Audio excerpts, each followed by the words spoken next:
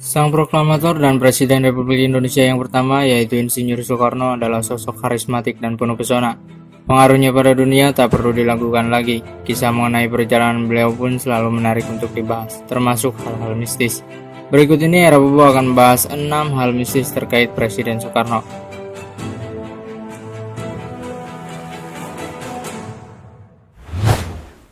Angka 121.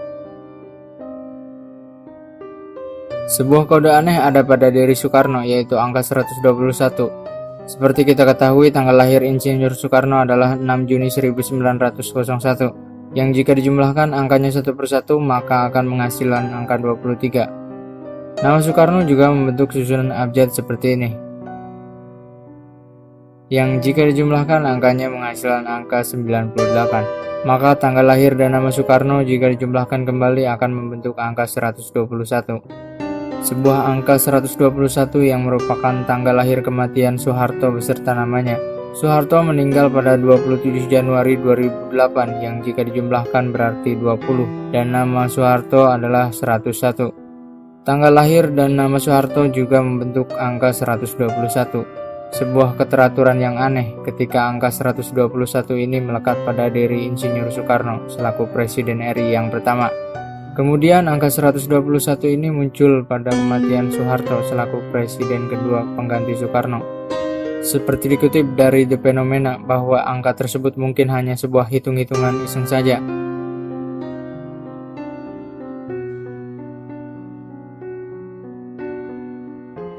Nah, sebelum ke pembahasan selanjutnya, langkah baiknya jika kita like video ini dan subscribe sekarang. Jangan lupa juga klik lonceng di sampingnya agar mendapatkan notifikasi terbaru dari kami. Thanks. Rumah pengasingan Bung Karno.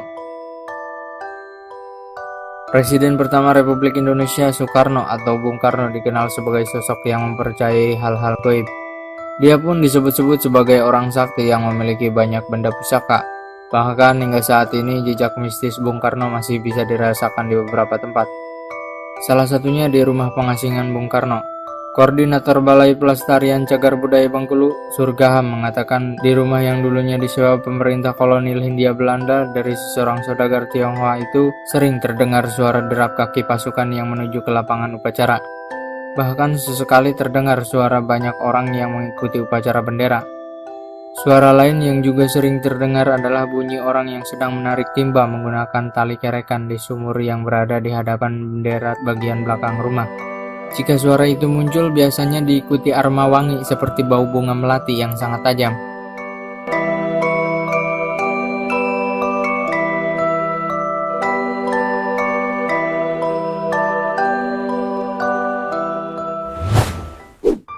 Peci hitam.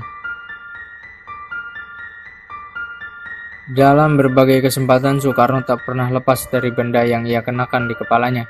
Peci berwarna hitam begitu melekat pada Presiden pertama Republik Indonesia ini.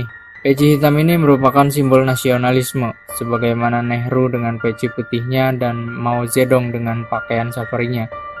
Soekarno menggunakan peci atau kopiah mengikuti tokoh idolanya, yaitu Kos Cokro-Minoto, pemimpin Serikat Islam.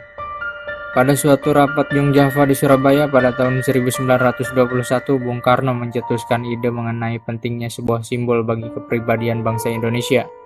Meski bukan orang pertama yang mempopulerkan peci hitam, namun tak bisa dipungkiri bahwa Soekarno lah yang memasyarakatkan peci. Peci tersebutlah yang membuat Bung Karno menjadi lebih karismatik dan disegani oleh bangsa asing.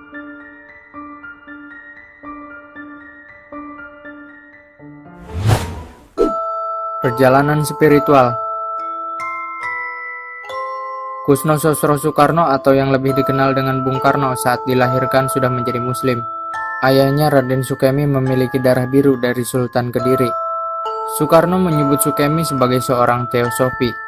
Pada zaman prakemerdekaan, gerakan ini sempat populer di tanah Jawa. Teosofi menganut asas pluralisme. Ajaran ini menganggap semua agama pada intinya sama, yaitu menyembah Tuhan yang sama. Meski keluarganya tak mengajarkan Islam dengan baik, Soekarno mengakui ia taat menjalankan ibadah. Pengakuannya diungkap dalam buku bertajuk Bung Karno, Penyambung Lidah Rakyat itu. Soekarno mengaku sholat 5 kali sehari. Tiba-tiba pada suatu ketika ia dihadapi dengan masalah besar. Dari situlah Soekarno mulai dilema dengan adanya keberadaan Tuhan. Kemudian ia mencari petunjuk, mulai dari bertemu Haji Agus Salim hingga menemui pastor Katolik Felix. Tujuannya untuk menemukan sosok Tuhan yang sebenarnya. Kemudian lalu ia sadar bahwa agama Islamlah yang cocok dengan jiwanya yang dilema itu. Kesaktian Bung Karno. Ada cerita unik soal Presiden Soekarno dan Rusia. Banyak sumber yang mengatakan Soekarno lah yang telah menemukan makam perawi hadis terkenal Imam Bukhari. Pada tahun 1961, pemimpin Nikita Khrushchev mengundang Soekarno datang ke Moskow kalau dia ingin memperlihatkan bahwa Indonesia berada di belakang blok timur. Dengan semua kecerdasan dan kesaktian Soekarno, maka ia membuat strategi. Dalam buku Total Bung Karno, karya Rosso Daras, diceritakan bahwa Bung Karno tidak mau begitu saja datang ke Moskow. Dari situlah Bung Karno mengajukan syarat permintaan kepada Nikita Khrushchev untuk bisa menemukan makam Imam Bukhari. Tentu saja Khrushchev yang komunis tulen tersebut bingung tentang permintaan Soekarno. Kemudian Nikita Khrushchev memerintahkan kepada pasukannya untuk mencari makam tersebut. Setelah ditemukan, barulah Soekarno mau datang ke Moskow. Kesaktian Bung Karno tersebut adalah bisa mengetahui bahwa makam Imam Bukhari sedang dalam keadaan rusak dan memerlukan perbaikan.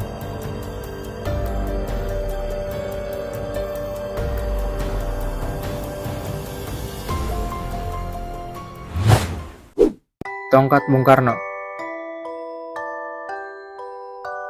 Tongkat tersebut konon memiliki kesaktian. Rumor kesaktian tongkat Bung Karno ini memang tersebar di kalangan masyarakat. Banyak yang mempercayai bahwa tongkat komando milik Bung Karno tersebut membantunya dalam memimpin Indonesia. Dan tak hanya itu saja, tongkat tersebut juga yang melindungi Bung Karno berkali-kali dari percobaan pembunuhan. Rumor akan kesaktian tongkat komando Bung Karno semakin kuat ketika terjadi percobaan pembunuhan yang menimpanya. Beliau pernah menjadi sasaran tembak pada saat sholat Jumat di bulan Idul Adha. Penembakan yang dilakukan dalam jarak dekat tersebut gagal dan membuat Bung Karno tetap hidup. Menurut pengakuan sang penembak, ia mengalami keanehan saat hendak menembak Bung Karno. Ia melihat ada 5 Bung Karno dalam satu lokasi. Karena itulah tembakan yang dilepaskan meleset. Tongkat Bung Karno konon katanya terbuat dari kayu spesial, yakni kayu puncang kala, yang dibuat oleh pengrajin asal Yogyakarta. Nah, itulah ke-6 hal mistis terkait Presiden pertama Republik Indonesia. Jadi mana nih yang membuat kalian terheran-heran sama kecerdasan dan kesaktian beliau? Komen di bawah ya. Jangan lupa juga like, share, dan subscribe jika kalian menyukai tipe-tipe video seperti ini. Thanks.